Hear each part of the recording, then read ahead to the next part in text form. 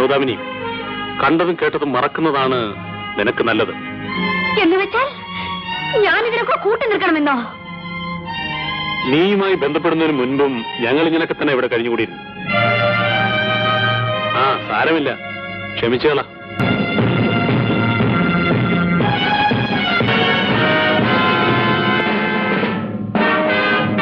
നിൽക്കണം.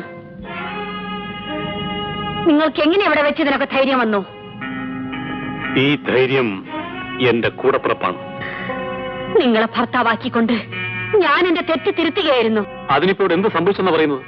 ഒന്നും സംഭവിച്ചില്ല അല്ലേ? ദേ, ഒരു കാര്യം ഇപ്പൊ തന്നെ പറഞ്ഞേക്കാം. മേലാൽ ഇത്തരം കാര്യങ്ങളിൽ എന്നെ നിയന്ത്രിക്കാൻ മെനക്കെട്ടരുത്.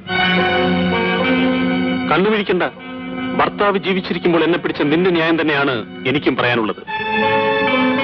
എനിക്ക് നിന്നെ കൊണ്ട് മാത്രം തൃപ്തിപ്പെടാൻ കഴിയില്ല.